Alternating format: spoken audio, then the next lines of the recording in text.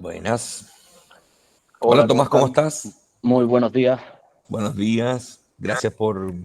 Voy a... espera, te doy la bienvenida en nombre de CUT y gracias, por supuesto, por estar con nosotros compartiendo. Vamos a esperar, generalmente esperamos un par de minutitos para ver si es Sí, por que se supuesto. conectan más personas y comenzamos, Tomás. Estupendo. ¿Vale? Hoy vuelvo a buscar una chaquetita y vuelvo. No hay Me- problema, yo me- estoy con parca, tengo la mía ya puesta. Sí.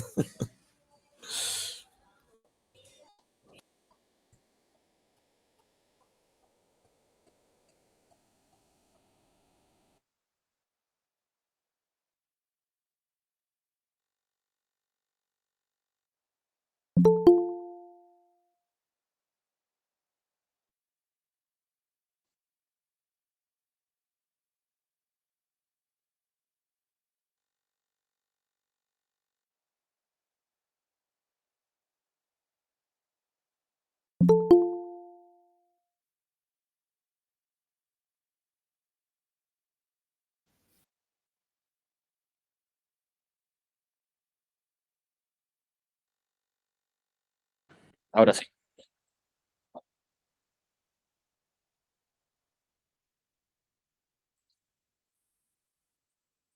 ¿Me escuchan bien? Sí, por acá. Ya, estupendo. Javier, tú me indicas. Por mientras voy a compartir pantalla. A ver si...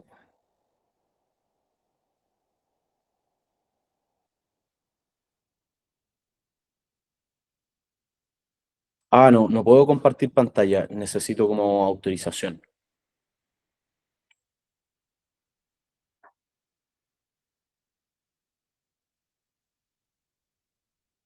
Javier, no, creo que está ¿Estás ahí. muteado, Javier? Sí, Javier, no te escucho.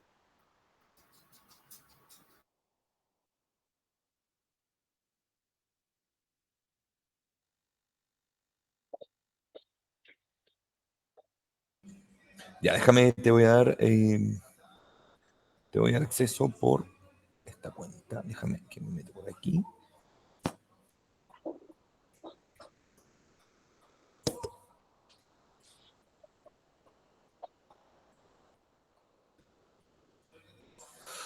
Y dame un segundo. Voy a dar permiso. Sí.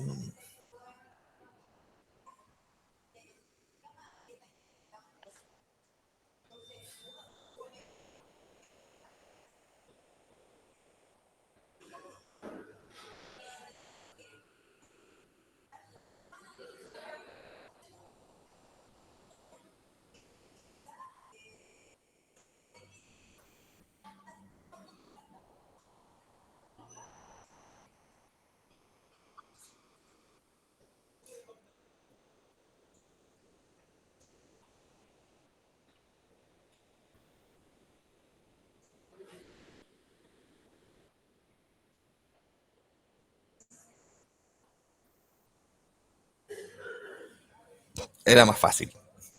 Se ve mi pantalla, ¿verdad? Sí. Seré yo el que la veo solamente con un... Ahí sí, ahí se ve perfecto. ¿El resto la puede ver bien? Sí, Ya. se ve Sí, bien. se ve Sí, que, perfecto. que me, Se Tomás, oye, sí. me gracias. interesa, me interesa mucho tener un estudio de título, me refiero a un estudio de A la título vista. a la vista, común y corriente, me refiero que como el que le pueda mandar a cualquiera de ustedes. Entonces, eso es lo que más me importaba. Dale, Tomás. Ya que estamos listos, partamos. La gente que se va a ir uniendo, obviamente puede tener acceso. Ya, Eh, y eh, dale, tú ahora, desde ahora comendas tú la REU, así que estupendo. estamos. Bueno, a mí, mira, yo suelo, sobre todo este tema de los reparos y los estudios de título, aquí es todo un mundo y existe un sinfín de reparos posibles por hacer y cada propiedad es distinta, por lo tanto, o sea, son infinitos los reparos que uno puede encontrar haciendo un estudio de título. Por lo tanto, igual me voy a centrar en lo más general, ¿ya? En lo más común, lo que más se ve en la práctica. Y idealmente, cada vez que yo toque algún tema que les genere inquietud, me hacen alguna pregunta que estimen pertinente. ¿Les parece? Bueno, sigo entonces. Sí, gracias. Estupendo. Bueno, dentro de lo primero, el primer reparo que uno puede tener en un estudio de título, ya sea con un banco o con un abogado externo, me refiero, es, primero que todo, se tiene que tener a la vista la inscripción de dominio vigente y la correspondiente escritura pública que da origen a la inscripción. Este es el primer reparo. O sea, si es que me refiero, en el caso de que ustedes no hayan aportado ese documento al abogado, este sería el primer reparo. Entonces, porque ustedes pueden ver siempre, y lo voy a señalar acá, aquí donde estoy marcando, para hacer un estudio de título, lo primero que tenemos que tener es, claro, la escritura por la cual el actual vendedor adquirió la propiedad. Y, obviamente, después viene la inscripción en el conservador a la cual dio origen. Entonces, aquí puede estar el primer reparo, que es tener a la vista esta documentación.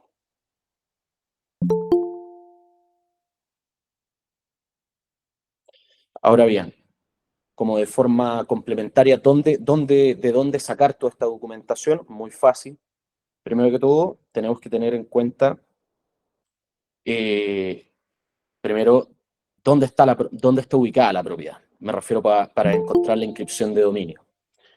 Entonces, una vez sabemos en qué comuna está, buscamos el conservador de bienes raíces correspondiente y solicitamos la inscripción de dominio vigente en el conservador de bienes raíces.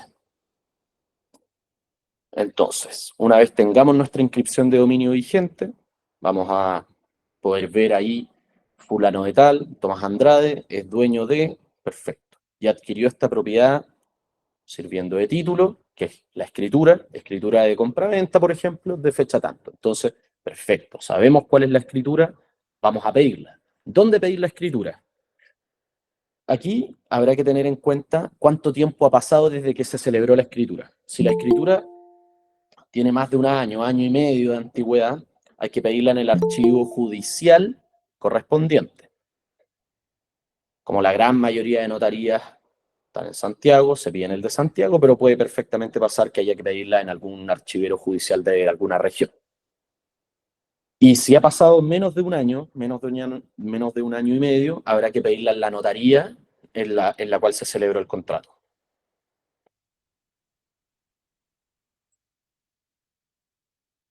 Después viene otro reparo, este un poco más específico, pero súper importante. ¿Qué pasa con la nuda propiedad? Porque nosotros vamos a tener nuestro dominio vigente y va a decir don Tomás Andrade es dueño o puede decir don Tomás Andrade es nudo propietario. En este caso, hay que tener mucho ojo. ¿Por qué? Porque nuestro estudio de título va a ser rechazado si es que nosotros no somos dueños de la propiedad. ¿Por qué? Porque no vamos a poder vender el dominio completo de la propiedad. ¿Por qué? Porque al haber nuda propiedad también hay un usufructuario, hay una persona que está gozando de este usufructo. Por lo tanto, ese es un reparo común en un estudio de título. ¿Cómo subsanarlo? Lo voy a ver en detalle más atrás, o sea, más adelante, cuando vayamos a los gravámenes que puede afectar a una propiedad. Muy importante también el tema de los deslindes. Puede pasar muchas veces que nuestro vendedor... ¿Alguien tiene una pregunta ahí? Ah, ya. No, ahí yo silencié el micrófono. Su micrófono. Perfecto. Bueno, después podemos ver, esto es un reparo un poquito más específico, el tema de los deslindes. Muchas veces puede pasar que nuestro vendedor haya adquirido el inmueble, por ejemplo, alguna cooperativa o del Serviu, muchos años antes, y en ese caso, en la inscripción de dominio no van a salir los deslindes especiales de la casa, de la propiedad, y van a salir los deslindes del terreno completo. Entonces ahí uno solicita al conservador de bienes raíces el certificado de deslinde. Pero eso es un caso más específico.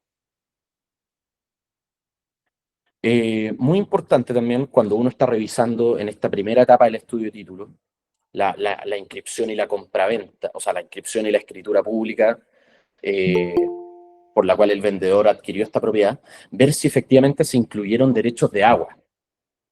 Muchas veces puede pasar con predios rurales que el cliente nos dice a nosotros, oye, quiero vender tal propiedad, perfecto, y nosotros vemos la escritura y vemos que también en la escritura por medio de la cual él adquirió esta propiedad también se incluyeron derechos de agua. Es muy importante preguntar si efectivamente en nuestra compraventa, en la que queremos celebrar, vamos a incluir estos derechos de agua, y si los vamos a incluir, hay que hacer todo un estudio de título aparte respecto a los derechos de agua, por si acaso. Eso también es muy importante.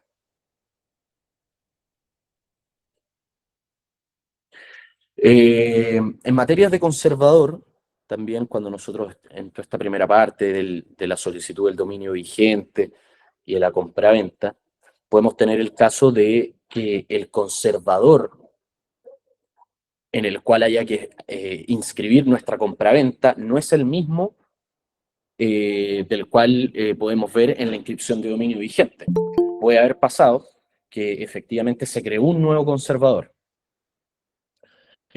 Por ejemplo, el caso Algarrobo. Algarrobo antes pertenecía a Casablanca y actualmente pertenece al conservador del Quisco. Entonces, en esos casos hay que proceder a una reinscripción, es decir, decirle al nuevo conservador, al cual pertenece la comuna ahora, decirle, señor, yo tengo este título en este otro conservador, pero tengo que reinscribirlo en el suyo por como corresponde. Entonces ahí se puede proceder a la reinscripción, la cual se puede hacer antes de la compraventa que queremos celebrar o de forma conjunta. Y en ese caso hay que acompañar una documentación que es bastante básica, que es la escritura de compraventa, por la cual el vendedor adquirió la propiedad, la copia de dominio vigente y nuestro certificado de hipotecas y gravámenes. No tiene mayor complejidad. Ahora ya pasando ya un poco más al estudio de la propiedad, ya metiéndonos de lleno en el título, vamos a ver ciertos reparos que pueden salir a la vista. Lo primero puede pasar que es muy básico que nuestro dominio vigente, el cual nos pasó el vendedor, ya esté obsoleto o no tenga la vigencia requerida. A criterio de banco, la vigencia que tiene que tener nuestro dominio vigente es de 60 días, a lo menos. ¿Ya? Muy importante. Porque puede pasar que nosotros acompañemos nuestro dominio vigente y nos reparen de forma inmediata, es decir, acompañe ese dominio vigente. ¿Pero cómo? Si yo ya lo acompañé. Claro, porque la vigencia requerida no es la óptima.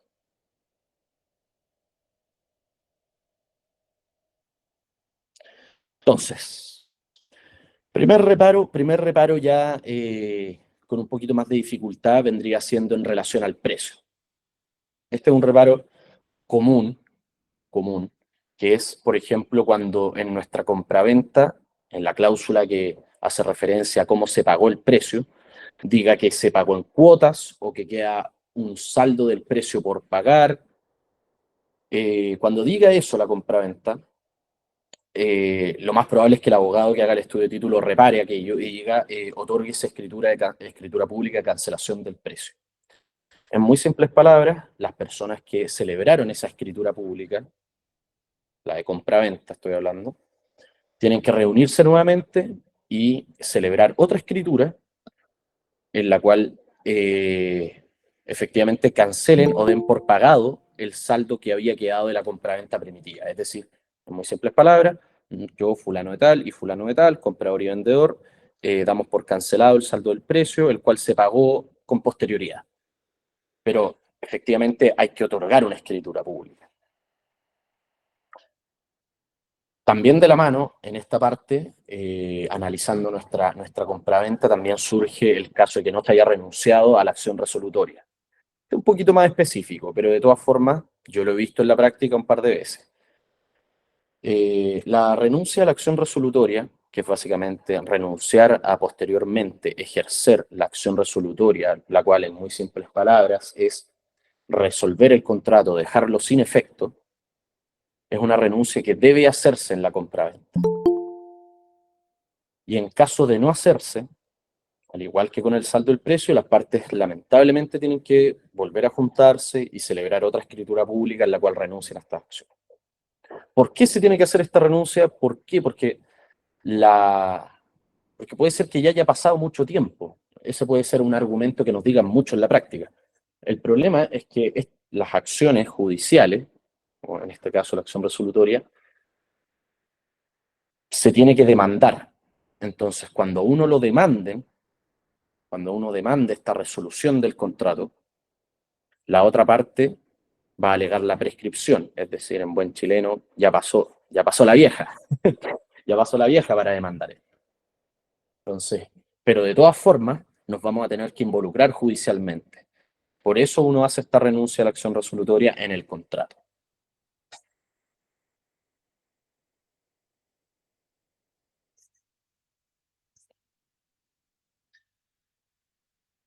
Pasando ya a la comparecencia de las partes en nuestra escritura de compraventa, que nos haya pasado, por ejemplo, el vendedor, vamos a ver ciertos reparos que pueden pasar con los estados civiles. Por ejemplo, de partida los estados civiles siempre se van a comprobar con el certificado de matrimonio. Súper importante. Y cuando sea soltera la persona, soltero, la página del registro civil no nos va a dejar emitir el certificado. Entonces, puede pasar que, por ejemplo, el banco solicite que esa parte haga una declaración simple que tienen los bancos en un formato muy estándar, en la cual declare efectivamente que su estado civil es soltero. Pero eso sería el peor de los casos.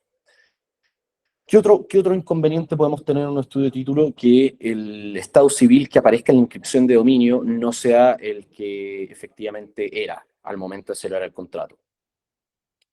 Por ejemplo, que haya sido casado y separado de bienes y haya aparecido como soltera. Porque, por ejemplo, se celebró el matrimonio en un espacio de tiempo muy corto. En caso de que el estado civil no coincida en la inscripción con el certificado de matrimonio, hay que solicitar al conservador que rectifique la inscripción, lo cual es un trámite muy sencillo, pero hay que solicitarlo, me refiero, hay que hacerlo. ¿Por qué? Porque si no, se va a reparar. En el estudio de título, me refiero.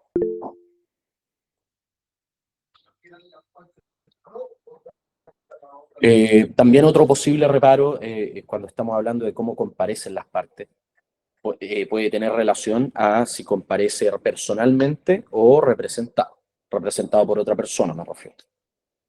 Cuando se comparece representado, sí o sí, el abogado que haga el estudio de título va a reparar y va a solicitar tener a la vista el mandato con el cual se compareció. Entonces es súper importante. ¿Por qué? Porque efectivamente hay que saber si esa persona que representó tenía las facultades suficientes o si efectivamente ese mandato se celebró y no es una declaración que nomás hagan las partes en la compraventa. Entonces, ese mandato hay que revisarlo. Entonces, es muy probable, o no es muy probable, el abogado lo va a reparar y va a pedir a tener a la vista ese mandato. Entonces, eso también es importante tenerlo claro nosotros.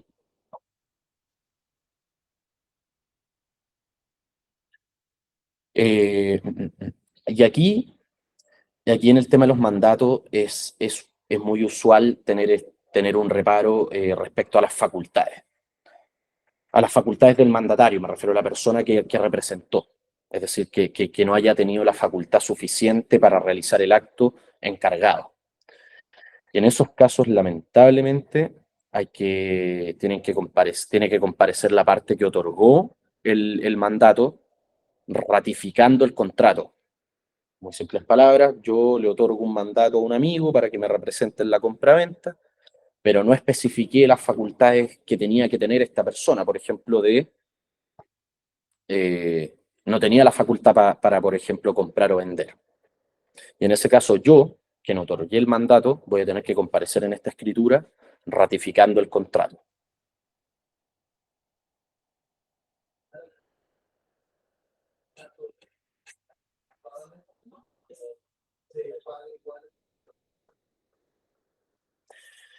¿Qué pasa con la sociedad conyugal?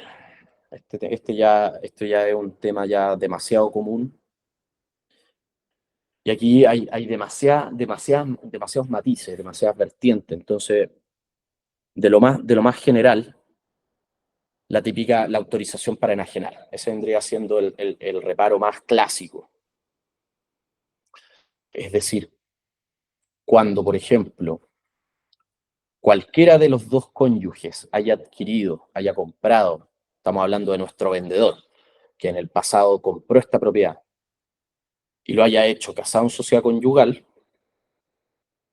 al momento de vender, tiene que estar la respectiva autorización de la cónyuge o del cónyuge en la compraventa. Lo cual nada obsta también a que esa autorización esté en otro contrato, pero si está en otro contrato, tiene que estar por escritura pública, haciendo referencia de forma expresa al contrato que vamos a celebrar. Ese sería como el hincapié. Pero esta autorización tiene que estar. Si no, eso se repara y el contrato es nulo. Por si acaso, súper importante la autorización. ¿Qué pasa con el patrimonio reservado? O antes del patrimonio reservado, súper importante también, ¿qué pasa cuando se compró en sociedad conyugal y después se separaron o se divorciaron? Esta parte también trae muchos problemas en la práctica.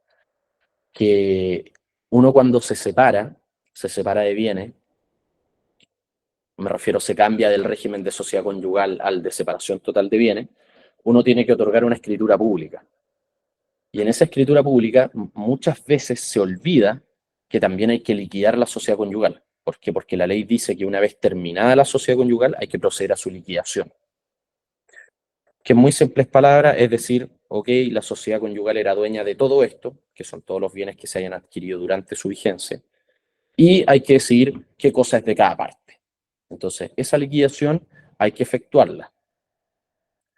Y se hace por escritura pública. Idealmente, hacerla en la misma escritura pública de separación de bienes.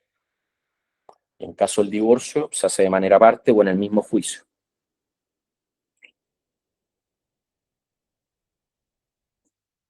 Súper importante esa escritura. ¿Qué pasa si no se hace esa escritura de liquidación de sociedad conyugal?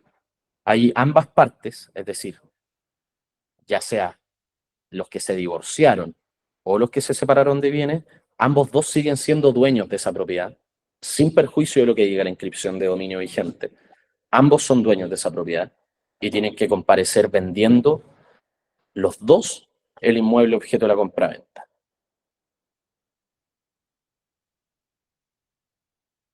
Ahora sí, con el patrimonio reservado. ¿Cómo se acredita el patrimonio reservado? Porque uno puede en la escritura de compraventa decir, yo voy a hacer uso de mi patrimonio reservado, perfecto, pero hay que acreditarlo. Y eso se acredita con las liquidaciones de sueldo, con boletas de honorarios, generalmente los 3 últimos meses, acompañando un contrato de trabajo también, y con eso se puede acreditar. Entonces,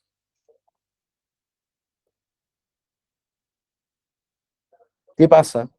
¿Qué pasa en el caso? Porque si está vigente el matrimonio y yo adquirí como mujer casada en sociedad conyugal, yo adquirí con patrimonio reservado, si está vigente el matrimonio, si está vigente la sociedad conyugal, yo puedo vender sin ningún problema, sin la autorización del marido. Pero ¿qué pasa si una vez finaliza? ¿Qué pasa cuando finaliza la sociedad conyugal? Ya sea por separación o divorcio. En ese caso, muy importante, como les dije anteriormente, cuando termina la sociedad conyugal, se tiene que hacer la liquidación de la misma. Entonces, para yo como mujer casada en sociedad conyugal, que adquirí una propiedad con patrimonio reservado y quiero vender ahora, una vez ya me separé de bienes o me divorcié, si no liquidé la sociedad conyugal, tengo dos opciones. O celebro esta escritura pública de liquidación de la sociedad conyugal, en la cual me adjudico nuevamente este inmueble que yo había comprado, o puedo renunciar a los gananciales. Y esta renuncia a gananciales se hace también por escritura pública Y con esta escritura de renuncia a los gananciales, yo derechamente puedo vender esta propiedad que yo adquirí con patrimonio reservado. ¿Ya? Súper importante tener esto en cuenta. ¿Ya? Lo mismo... Perdona que te interrumpa, Tomás, pero No, por favor. ¿qué significa renunciar a los gananciales en forma práctica? Y tengo otra pregunta más, aprovechando que ya te interrumpí. Hay un código que no me acuerdo, es que la mujer compra con el 150, algo así, una cosa así, y ahí el marido no tiene que firmar, ¿verdad? El 150 es el patrimonio reservado. Ah, perfecto, ya. Y entonces, ¿qué sería renunciar a los gananciales en forma práctica? Así es, muy buen chileno, como para que se entienda así fácil. Lo que pasa es que cuando termina la sociedad conyugal, imagínense que todos los bienes, tanto muebles como inmuebles, propiedades, se juntan en una comunidad. Como más simple, imagínense que todos los bienes ingresan como como un cúmulo, imagínense que metemos todos los bienes dentro de una pelota, una esfera. Esa es la comunidad. Entonces, cuando ocurre esto, cuando termina esta sociedad conyugal y quedan todos estos bienes juntos adentro de esta comunidad, de esta esfera, hay que liquidar. Hay que liquidar y decir, esto es para ti, esto es para mí, etc. Cuando digo renunciar a los gananciales, es efectivamente renunciar a todo lo que pueda ser producto de esta liquidación y quedarme yo con los bienes que adquirí con patrimonio reservado. Eso es en muy simples palabras. O sea, le estoy dejando al otro todo lo que está dentro de esta esfera, por decirlo de alguna manera, los muebles y esas cosas. Claro, sí. ¿Por qué? O sea, ya, entonces mejor hacer la liquidación por escritura pública. Va a depender si, por ejemplo, adquiriste muchos bienes con patrimonio reservado o si adquiriste muy poco. Entonces, ahí tu abogado te va a recomendar, por ejemplo, si todos los bienes, por ejemplo, si todos los bienes, salvo uno del que estamos hablando ahora, por ejemplo, el contrato que queremos celebrar, si por ejemplo hay 4 casas, 5 casas más, 5 propiedades más, yo como tu abogado te recomendaría no renuncie a los gananciales y liquide la sociedad conyugal, y en ese caso vas a adquirir la mitad de los bienes. Pero si, por ejemplo, tú con tu patrimonio reservado adquiriste 3, 4 propiedades durante tu vida y te conviene más quedarte con eso, claramente ahí hay que hacer una escritura de renuncia a los gananciales. Por eso es súper importante también como abogado o como corredor informarle bien esto al cliente. Esto es generalmente un tema que no se toca mucho y la gente lo hace muy, muy al lote. Perdónenme que lo diga con esas palabras, pero la gente lo hace muy al lote. Ya, pero en el caso de las mujeres, según tengo entendido, solamente uno puede comprar una propiedad con el código 150. No. ¿No? No. Ah, ya, perfecto. Te pasaste, gracias. No, de nada. Y Tomás, sobre el mismo tema, una consulta por acá, Por Jacqueline Kifali. Sobre lo mismo, el patrimonio, bueno, cuando se compra con patrimonio reservado, ¿cierto? El artículo 150, pero de igual forma, si la persona lo compró, lógicamente, estando separada, ya, de hecho, y ese bien lo compró, lo adquirió por, digamos, por peculio propio, ya. Sí. Entonces, ¿pero por qué tiene que contar igual con la firma del cónyuge, en este caso, para poder firmar Para esa poder venta? vender ahora, Sí. no necesita que comparezca el cónyuge autorizando esa venta. Ya. Ahora bien, hago hincapié. Yo trabajé con el Banco de Chile varios años. De todas formas, se va a solicitar que el cónyuge, incluso separados de bienes también, comparezca la firma para la declaración del bien familiar. Pero eso es aparte, me refiero, pero generalmente va a tener que firmar igual. Pero no autorizando la venta, me refiero. Porque esta persona igual tuvo que renunciar a los gananciales y como el administrador de los bienes, el marido, en este caso tuvo que renunciar para poder efectuar y realizar la compraventa. Claro, La venta, eso siempre se tiene que realizar, siempre se tiene que hacer la renuncia, porque no importa si se adquirió con patrimonio reservado. Al momento de finalizar la sociedad conyugal, todos los bienes ingresan a este cúmulo, a esta comunidad que yo había mencionado antes, y por eso ahí hay que analizar si nos conviene como mujer casada en sociedad conyugal, si nos conviene quedarnos con los gananciales o bien renunciar a los mismos. Tomás, frente a lo mismo, una pregunta. Mira, lo que pasa es que me tocó en el caso de un bien que había sido comprado cuando la persona era soltera, estamos hablando del hombre inclusive, ¿Ya? y tenían otro bien que lo habían comprado en matrimonio. Ellos se casaron por separación de bienes, pero el banco igual exigió, cuando estaban vendiendo el departamento que se había comprado estando soltero, exigió que se declarara que no era bien familiar. Sí, Si eso tú es regla general. aunque vivan en el otro departamento y se compraron en comunidad de bienes y el otro departamento No fue importa, pequeño. no importa el régimen en que se haya comprado, el criterio de banco es siempre solicitar la declaración de bien familiar, siempre. El único Hola, los Tomás, únicos, buen día. ¿Puedo meter la cuchara? espérame un poquito. Los únicos casos en que obviamente no se solicita la comparecencia del otro cónyuge para la declaración de bien familiar es en el caso de que la propiedad sea un terreno eriazo, por ejemplo. Ahora sí. Hola, Tomás. Bueno, tú trabajaste en el Banco de Chile. Uh-huh. Yo también trabajé en el Banco de Chile y en el Banco Santander, Estupendo. a cargo de la banca hipotecaria. Yo también. ¿Sabes qué? Bueno, el tema del bien familiar, yo sé que a varios les aparece, pero el banco sí te lo puede excepcionar. Pero Totalmente, se lo puede excepcionar, pero claro, hay que Hay que pedirlo. solicitarlo. Hay que solicitarlo y hay que decir que quede condicionado el pago contra el GP limpio Claro, en el informe final. el visto Y bueno para la firma del banco para el representante del banco. claro, y que el pago queda condicionado después una vez inscrita, que no aparezca alguna prohibición ahí de bien familiar en el GP. Claro, Cosa sí, que es una totalmente de tontera acuerdo. igual. Es una tontera porque al final el banco igual paga contra el GP limpio. Sí, no, incluso ya metiéndonos más de lleno, por ejemplo, la declaración del bien familiar provisoria es el bien que ha declarado como familiar con la resolución del tribunal, sin necesidad de la inscripción en el conservador de bienes raíces, la cual de Sí. todas formas por un tema de seguridad es necesario realizarla.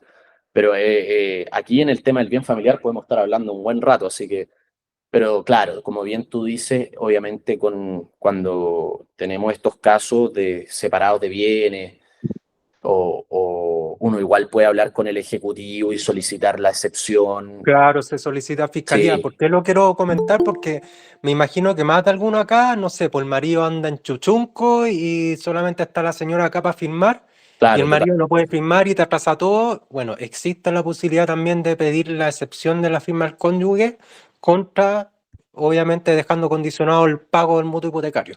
así es. Eso, interesante. gracias. Sigamos con los reparos. Sigamos con reparos. Reparos. A ver, esto lo voy a ver después. Tomás, Dígame. consulta. Yo tenía entendido que cuando uno está casado en sociedad conyugal, el hombre sí tiene que firmar sí o sí el documento, o sea, la escritura, pero no así la mujer. Y que había algo que se estaba modificando en la ley porque era como discriminatorio para la mujer. ¿Maneja Ah, alguna información al respecto? claro, a ver, lo que pasa, bueno, y esto y aquí ya un criterio mío, yo encuentro que la sociedad conyugal protege a la mujer en todo aspecto. Encuentro que se ha legislado en sentido contrario al respecto, pero bueno, esa es mi opinión personal. Pero en temas de quién tiene que comparecer a la firma, si la propiedad la adquirió el marido soltero, él puede comparecer vendiendo sin la necesidad de que comparezca la cónyuge autorizando la venta. ¿Ya? Punto 1. Punto 2. Si el mismo marido compró durante la sociedad conyugal, si compró durante, ahí ella tiene que comparecer autorizando. ¿Ya? Punto 3. Si él adquirió, pero a título de herencia o donación, que se llama a título gratuito, ahí no es necesario que comparezca la cónyuge, la señora autorizada. ¿Ya? Ahora, vámonos para el otro lado, caso de la cónyuge. Si ella adquirió soltera, si ella compró soltera, ahí y quiere vender, ahí tiene que comparecer el marido vendiendo y ella autorizando la venta de sus bienes propios, ¿ya? Si quieren buscar el artículo en donde sale esto, es el 1754 del Código Civil, ¿ya? Ahora bien, si la señora compró durante la sociedad conyugal, ahí efectivamente tiene que comparecer nuevamente el marido vendiendo y ella autorizando. Tercer caso, ¿qué pasa cuando ella adquiere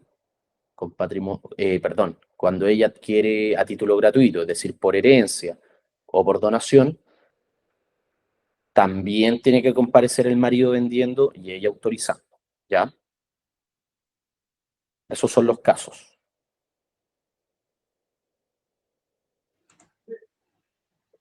¿Queda claro ahí? Buenísimo, en todo caso, porque no, ahí no veo, digamos, que haya equidad, ¿no? Claro, Respecto el a hombre, la como que ley, el hombre para manda, nada. claro, el hombre manda al final igual. Entonces, eso estaba en discusión Administrador de los y era bienes. como discriminatorio.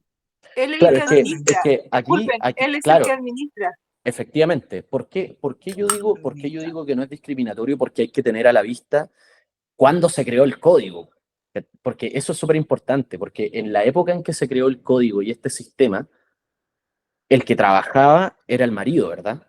Y la cónyuge no tenía bienes. Entonces, con todo este sistema de autorizaciones, el cónyuge, el marido, tenía que pedir la autorización para todo. Entonces, imagínense todas las autorizaciones. La autorización es un medio para resguardar a la mujer. Entonces, obviamente, cuando entendemos cuándo se creó la ley y en el contexto en el que se creó, cambia.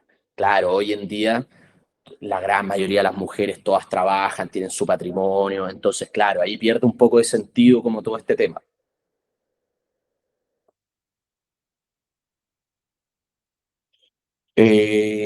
Paso, ¿o hay alguna otra pregunta al respecto? Ahí de sociedad conyugal.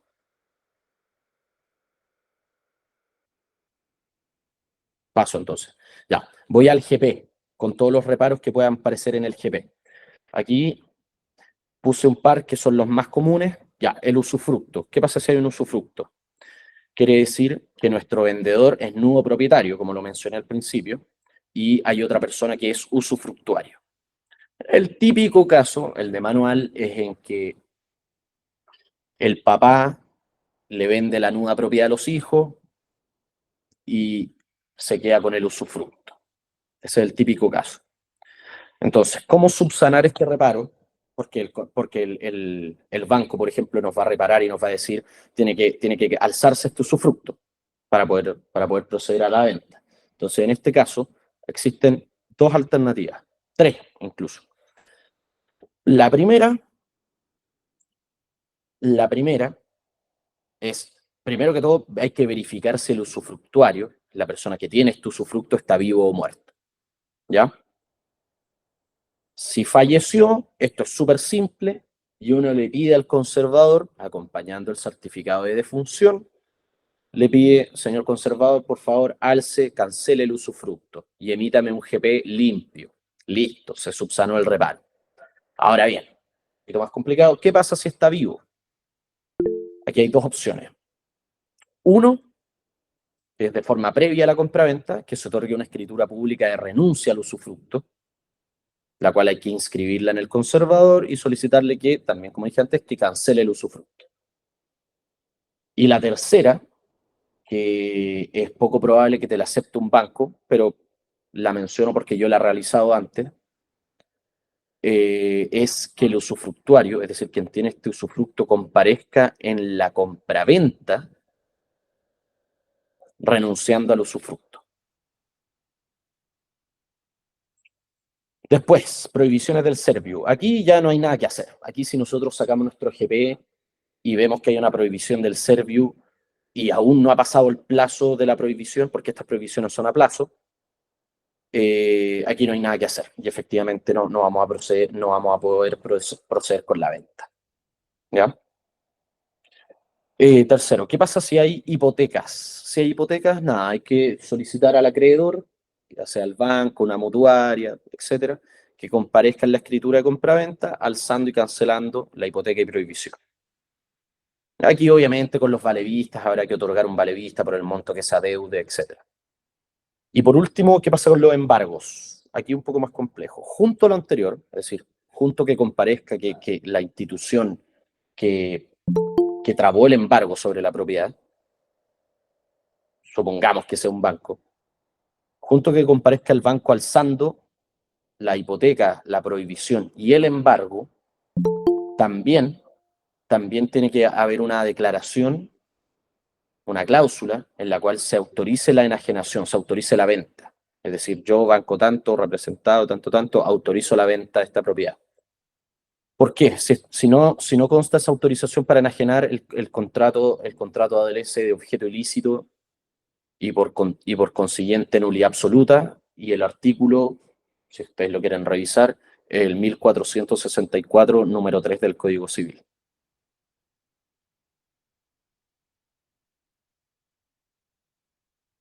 Déjenme ver si les puedo compartir. No la tengo acá.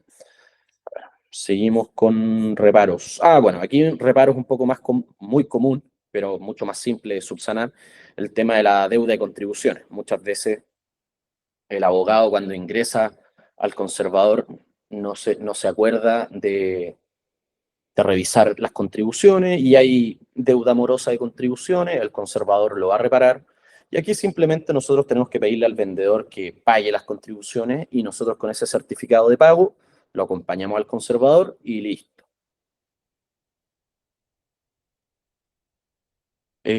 Relacionado con el tema de los avalúos, con el certificado de avalúo fiscal y las contribuciones, es muy probable que si la propiedad está exenta de pago de contribuciones y si tiene un avalúo bajo, el banco, por ejemplo, nos solicite tener a la vista el certificado de vivienda social, que lo emite la dirección de obra de la municipalidad respectiva, y también el certificado de que la propiedad no registra deuda por derechos de aseo municipal. Entonces, cuando nosotros tengamos un certificado de avalúo que diga exento de contribuciones, o sea, un avalúo bastante bajo de la propiedad, estoy hablando no de bodegas ni estacionamiento, ahí nosotros tenemos que ser más precavidos y solicitar de forma previa esos dos certificados.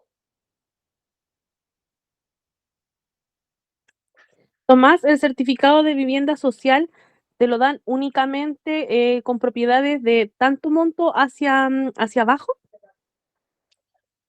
El criterio del Servicio de Impuestos Internos es 400 unidades de fomento, y de forma excepcional en unidades de condominio 500 unidades de fomento. Estamos hablando en el avalúo fiscal, ¿no es cierto? No del avalúo comercial. Claro, fiscal.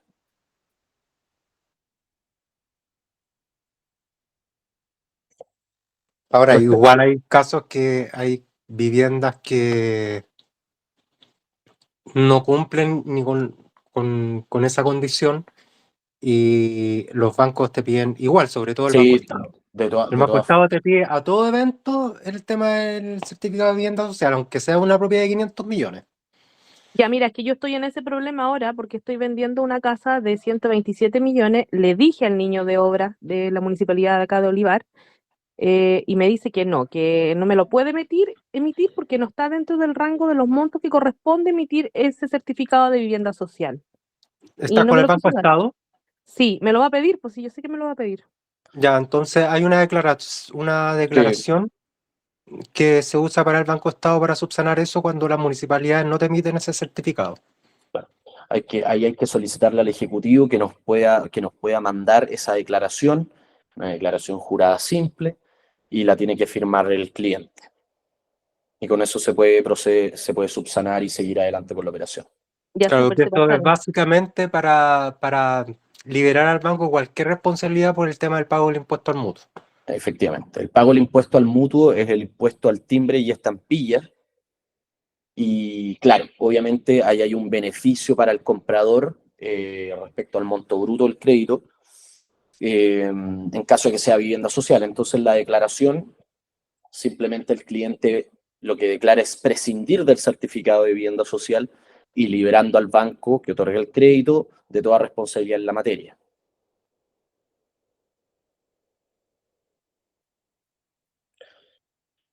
Sigo acá con el certificado de número. El certificado de número nos puede traer el siguiente reparo. Puede ser que... Disculpa, Tomás, yo quería hacerte una pregunta cortita. Quedé un poquito como en duda, en inquietud de lo que tú hablabas de el estudio, o sea, si es que yo debo también fijarme en el derecho del agua del dueño. Eso para mí es nuevo, primera vez lo escucho. ¿En qué sentido en el momento de hacer estudio de título tendría que ver si también se le otorga el derecho del agua al dueño que quiere vender? O sea, o bien al que quiere comprar, si también quiere comprar con derecho de agua. O sea, yo me imagino que eso se aplica más a los terrenos. Sí, totalmente. Voy a partir por ahí. Primero que todo tenemos que tener en cuenta que eso se aplica a terrenos, propiedades. Puede haber en condominios, sí, puede haber en condominios. Y lo primero, donde fijarnos efectivamente si hay o no derechos de agua es en la escritura de compraventa, si es que el vendedor cuando compró esta propiedad se incluyeron o no derechos de agua. Entonces, si nosotros revisamos la escritura y efectivamente se incluyeron derechos de agua, hay que hacer hincapié al respecto y realizar el estudio de título, obviamente, si se quieren incluir. Quiere decir que Consulta. se vende también ese derecho. Es que los derechos de aprovechamiento de agua son... Uno tiene propiedad sobre aquellos derechos, entonces se pueden vender de forma conjunta o separada con la propiedad. Y también es re importante ese tema en el momento de venta, cuando se compra un terreno a mucha distancia y no urbanizado, y muchas veces se han vendido y bueno, un precio bastante módico, pero después en el momento de regularizar, ahí había el gran problema que no tienen derecho al agua ni a urbanización. Entonces eso es re importante en el momento de una compraventa, explicarle eso al cliente. Claro. Vale, ya, ahí comprendí más. Gracias. Bueno, sigo en el certificado de número. Puede pasar que la propiedad que estemos vendiendo ya tenga su tiempo, sea un poquito antigua, y que la calle por la cual tiene acceso, la dirección, ya haya cambiado. Cuando nosotros veamos nuestro certificado de número, nos podemos dar cuenta que esa propiedad la dirección cambió de nombre. Ahí es muy importante, al momento del estudio de título, actualizar la dirección, y en la escritura de compraventa que vamos a ingresar al conservador, actualizar la dirección, ¿ya? Por ejemplo, aquí justamente tengo un caso. Miren, si ustedes ven, doña Tanto es dueña del sitio 1718, y aquí viene lo del certificado de número. Actualmente, por acceso por calle Tanto, conforme al certificado de número emitido por la dirección de obra, la cual se inserta al final de la escritura. Importante acompañarlo junto a la escritura al momento de la compraventa, es del ingreso al conservador. Si no, nos van a reparar. Pero lo cual se subsana acompañando el certificado, así que tampoco es de gran complejidad. Y por último me voy a centrar en la comparecencia, ahora en nuestra compraventa. Ya toqué los temas de estados civiles, así que no me voy a meter en eso. Me voy a centrar en temas de, primero, el mandato. ¿Qué pasa cuando tenemos un mandato cuando tenemos nuestro vendedor en el extranjero y quiere otorgar un mandato? Ahí no es llegar y otorgar un mandato en el extranjero, mandarlo para acá y listo. Hay que hacer un proceso. El mandato se tiene que otorgar en el consulado, se tiene que proceder a su legalización, el mandato se envía a Chile, y aquí en Chile se tiene que proceder a la protocolización en una notaría acá de Chile. Y posterior a eso, recién ese mandato nos sirve para poder celebrar el contrato. ¿Ya?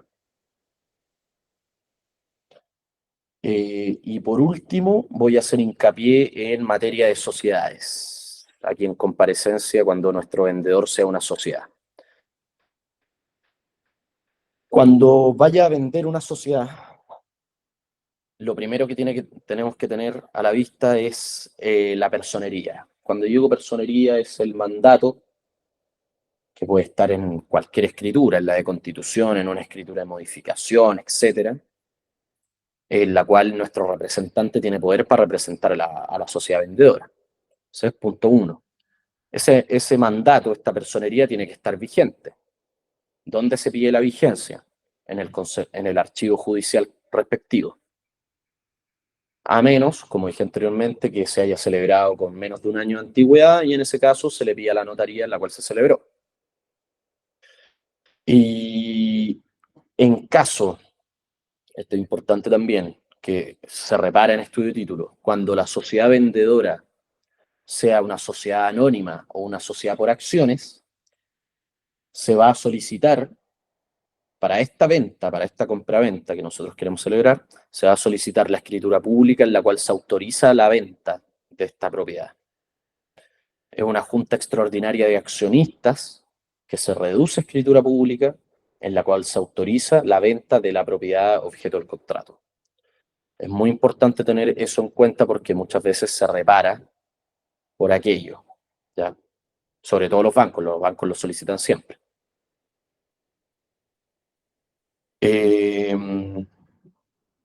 ¿Alguna pregunta al respecto?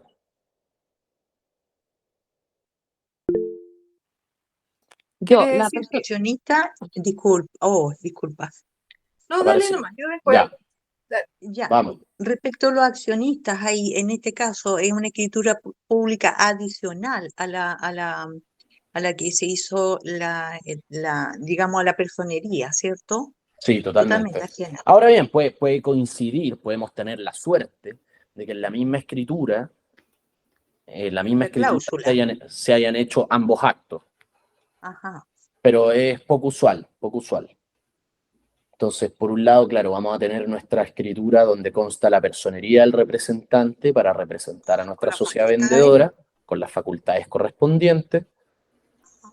Y por el otro lado vamos a tener esta escritura pública donde consta esta junta extraordinaria de accionistas en la cual se autoriza esta venta. Perfecto, muchas gracias. Tomás, la personería tiene que ser con una vigencia de ¿cuánto tiempo como mínimo? El criterio de banco es 1 año, pero te pueden solicitar menos. 6 meses he visto que soliciten. Ya, listo, gracias. Después, ¿sería fácil encontrar esa escritura que se pide? Esa nueva, como para poder hacer la venta, ¿se tiene que necesariamente en el archivero encontrarla? No, esa escritura hay que celebrarla. Ah, Esa escritura, a menos que ya la hayan celebrado, pero puede pasar. O sea, a ver, la sociedad que quiera vender nos tiene que acompañar o la escritura donde consta esta acta, y si no consta, si no la han celebrado, hay que celebrarla. Y eso nos puede retrasar un estudio de título un par de semanas. ok. ¿Puedo hacer una pregunta? Por favor. Leonor, estoy con una situación un poco compleja. Tengo una venta de una empresa que es una sociedad de inversiones, ejemplo, pongámosles Hernández Limitada. Y el año 2003 se hizo la compra-venta. Ellos compraron una inmobiliaria, pero lo compraron al contado. Pero se equivocaron, la abogado se equivocó en el nombre, le puso otro nombre y está en todas sus partes con el nombre, con ese error. Entonces ahora yo voy a vender y el banco me lo rechaza. Totalmente. pero me dice que tiene que comparecer la inmobiliaria, que no existe, y el comprador, que es la sociedad limitada. Entonces, ¿cómo resuelvo eso? Primero que todo, eso vamos a tener a la vista O sea, pero ¿por qué me dices que no existe la sociedad?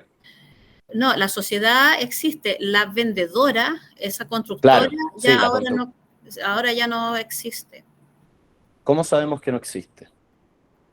porque cambió de nombre, supongo yo, porque de repente hay constructoras que Pero quiebran. eso no es que no exista. Ahí simplemente hay un continuador legal que hay que encontrarlo.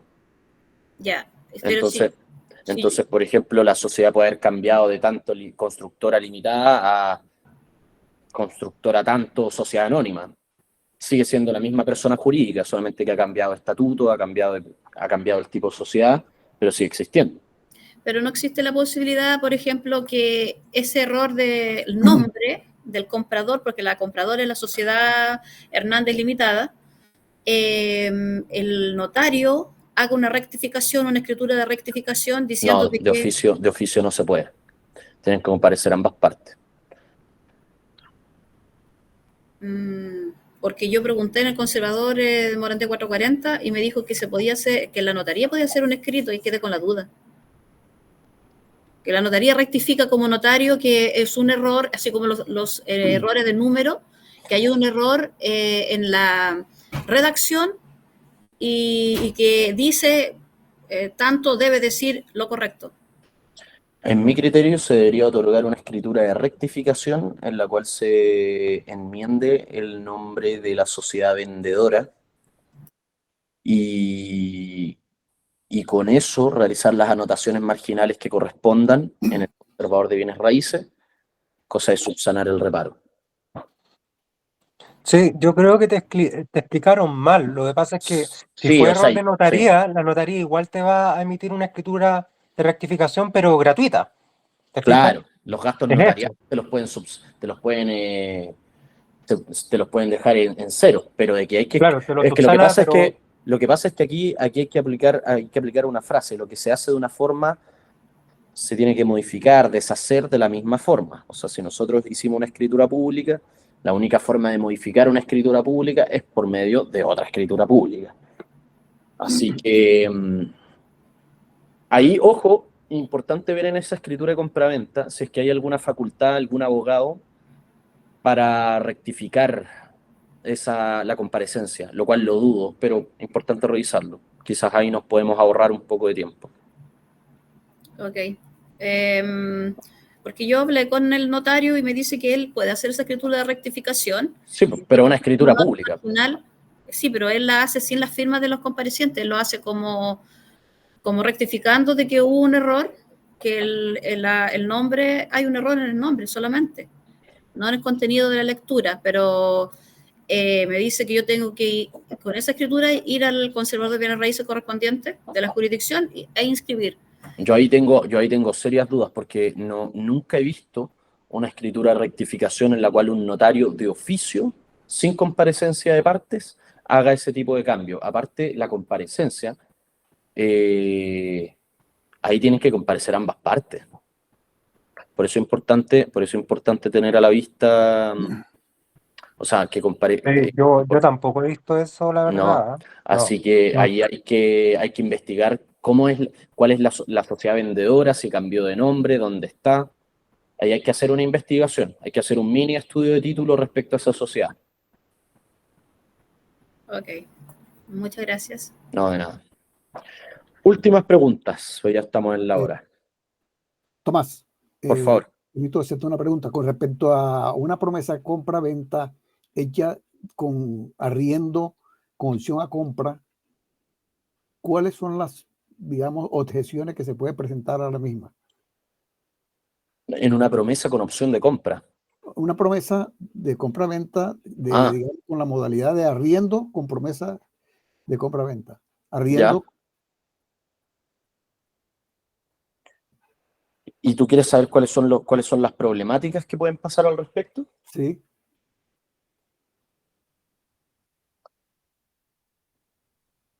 ¿Respecto al arriendo o respecto a la promesa? Por ejemplo, digamos, como es una modalidad en la cual conlleva dos contratos en uno solo. Claro, es que el contrato es súper simple porque es yo, tú y yo nos sometemos a la condición de celebrar una compra, una promesa, una compraventa en el futuro, y por el plazo intermedio celebramos otro contrato de arriendo. Entonces es importante saber respecto a cuál de los dos contratos nos estamos refiriendo. O cuál es la preocupación que te surge a ti al respecto. Por ejemplo, digamos que, supongamos el caso, si un contrato de arriendo a 6 meses, incluyendo la promesa de compra-venta paralela, digamos, al arriendo, en caso dado, digamos, que las partes, por ejemplo, no cumpla o no esté en posición, digamos, a los 6 meses de cumplir, digamos, con la promesa de compra-venta, ¿cómo se actuaría en ese caso? Ahí lo más simple es, bueno, primero ver qué es lo que quieren las partes, si es que quieren dejar sin efecto o si quieren seguir con el contrato a celebrar, que es la compraventa. Si quieren seguir con el contrato, básicamente se redacta un anexo, bueno, habrá que ver si se hizo por instrumento privado o escritura pública, pero el caso más común es por instrumento privado. En ese caso hay que hacer un anexo de contrato en la cual las partes modifican la cláusula del plazo de la promesa y extenderlo. Y ahí nos sujetamos al nuevo plazo. Y en el caso en que las partes quieran dejar ya sin efecto, que no van a celebrar el contrato de compraventa, obviamente llegado el plazo. Si es que no ha llegado el plazo, todavía no hay ningún incumplimiento y ahí no hay nada que hacer. Pero en caso de que haya llegado el plazo y las partes no den cumplimiento, ahí se aplica lo más común, el tema de las multas que se hayan dejado bajo instrucciones, etc. Y digamos, si se establece, se puede establecer una cláusula en que, digamos, se renova la promesa. Claro, ese es el anexo, ese es un anexo, pero es otro contrato. O sea, hay que hacerlo a los 6 meses. Previamente. El anexo se hace con un poco de anterioridad al vencimiento del plazo. Ok, gracias, Tomás. No, nada. ¿Puedo hacer una pregunta sobre las compraventas? Por favor. Es que lo que pasa es que tengo una propiedad que de años, más de 10 años, donde se le dio facilidades de pago. Entonces resulta de que la persona que vendió falleció. ¿A qué te refieres con facilidades de pago? Dice la escritura que dio al contado, por decir, 60 millones de pesos y se le dieron 36 cuotas de 2 millones cada uno y al tercer mes la vendedora falleció. Entonces yo saqué el certificado de gravamen y dice que está saneado. Dice que no tiene deuda, que no tiene nada. Ya, es que eso no va a aparecer en el GP. Claro, pero ¿qué es lo que pasa? ¿Qué es lo que sucede? Que yo hice un estudio de título y hablé con la parte que compró, que es la vendedora, y me dice de que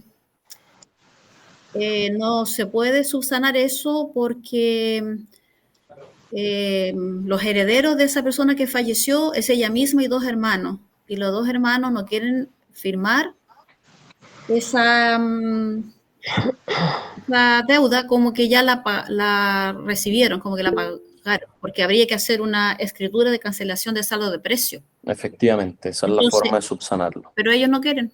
Ellos dicen, es un asunto entre mi hermana fallecida y tú, entonces nosotros no vamos a firmar nada. Entonces yo puedo vender eso así porque no afecta al comprador, está comprando al contado. El comprador ya va más de 10 años, se supone que eso prescribe, ¿o no?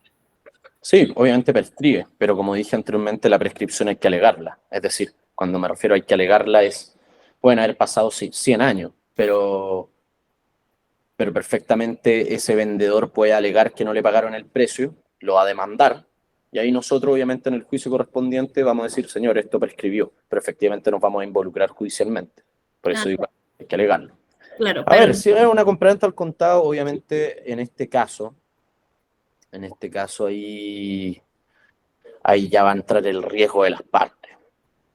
O sea, podemos subsanarlo en atención a que efectivamente ya ha pasado un buen plazo, pero nada nos asegura aquello. Es que el comprador está dispuesto a firmar. Perfectamente esos dos herederos podrían demandar el saldo del precio. Claro, pero el comprador está dispuesto a firmar, como no hay un GP que le afecte. Es que eso nunca va a salir en el GP. Claro, por eso. Entonces el comprador dice de que él está dispuesto a firmar, pero lo que a mí me queda la duda es que si ya pasó 10 años, claro, se podría ver en un juicio, pero estas posibles personas que serían los herederos de esa deuda o de esa parte de esa propiedad, podrían ganar el juicio, ¿no? No. Si el plazo ya pasó, sí. Si el plazo ya pasó, en ese caso es imposible que ganen el juicio. Así que yo le diría bajo su responsabilidad y obviamente en la escritura que las partes renuncien a las acciones resolutorias, celebren el contrato, pero obviamente existe ese riesgo. Perfecto. ¿Ya? Ok, ya, muchas gracias. Había una mano levantada. Tomás. Hola, Tomás. Yo Dígame. la tenía pregunta. Ya, mira, tengo una duda que tiene que ver más que nada con el estudio de título, directamente con los abogados. Cuando tú lo haces con crédito hipotecario es maravilloso porque el banco te pide todos los documentos y ellos estudian a cabalidad. Pero cuando es una compra al contado, tú tienes que contratar a un abogado. Y ahí es donde empezamos que hay abogados y abogados. Entonces, yo ya viví una experiencia con un abogado y me gustaría saber qué es lo mínimo que me tiene que pedir un abogado a la hora de realizar un buen estudio de título en donde yo después no tenga problemas con el cliente. Lo mínimo en cuanto a documentos. Porque no es lo mismo que te piden en el banco. Él siempre te va a pedir mucho menos. Yo como trabajé en el banco, yo aplico los mismos criterios para las compraventas al contado. Pero lo mínimo es esto, mira.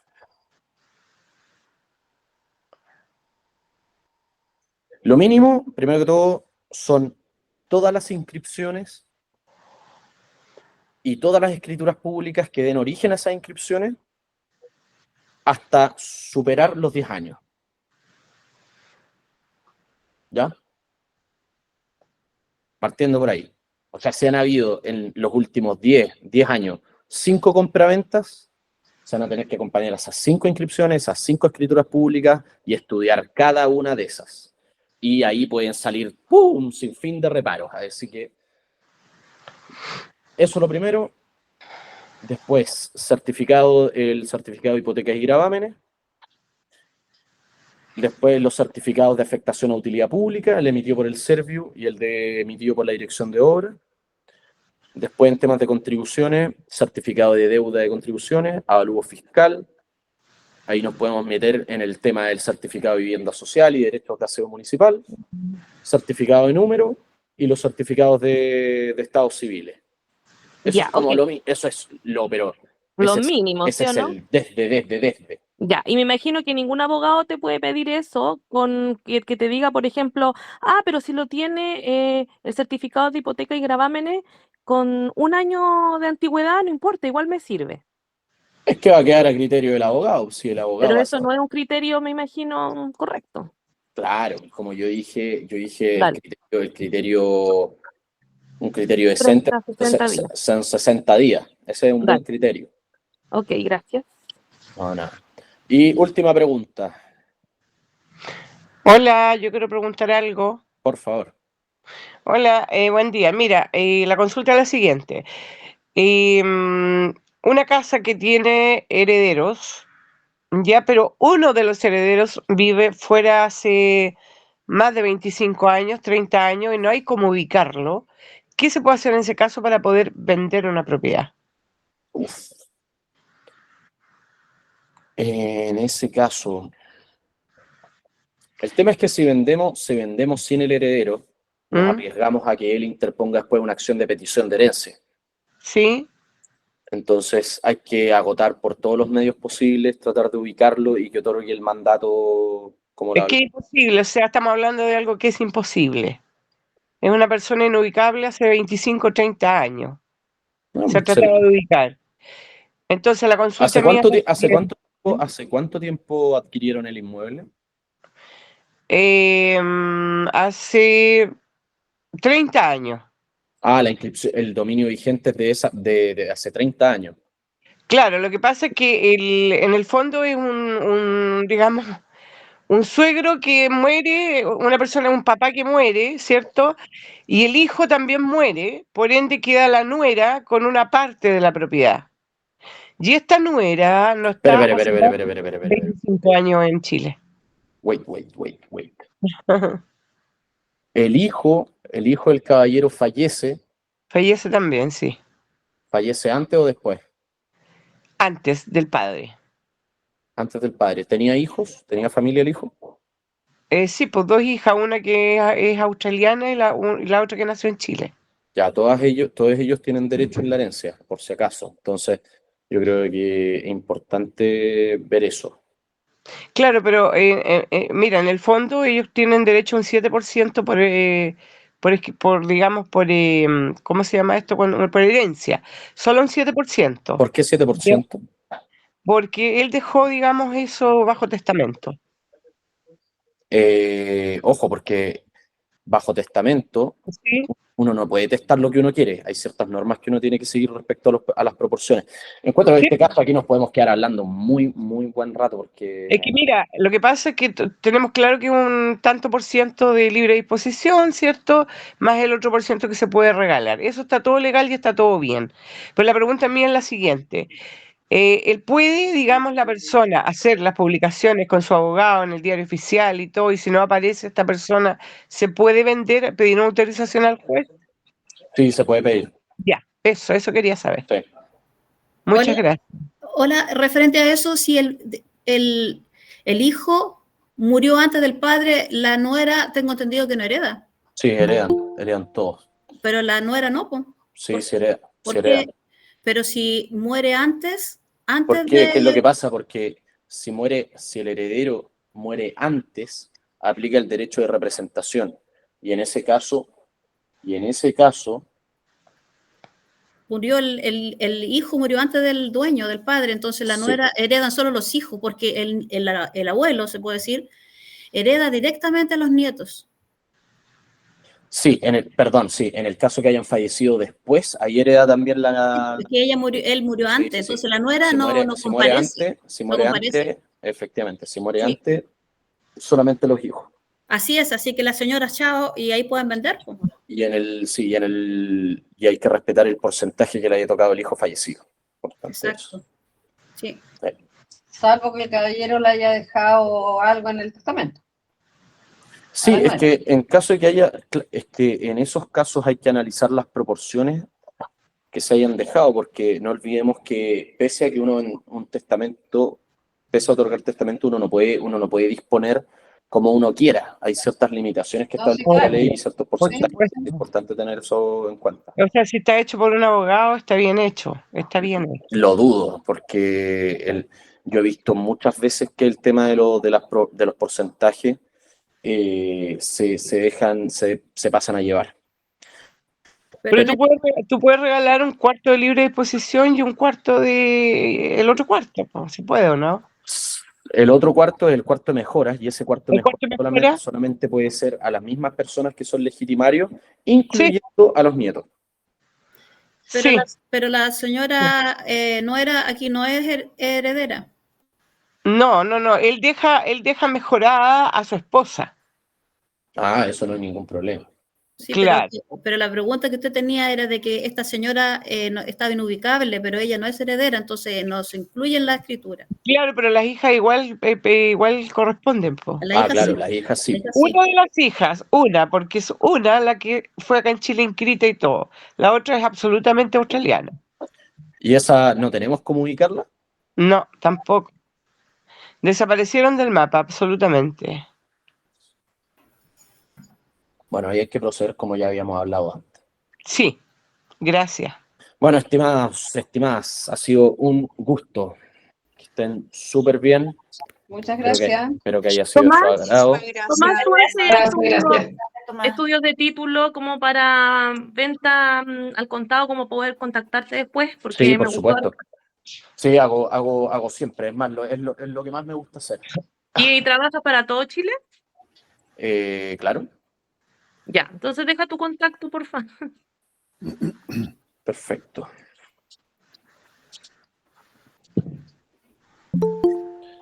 Les dejo mi contacto.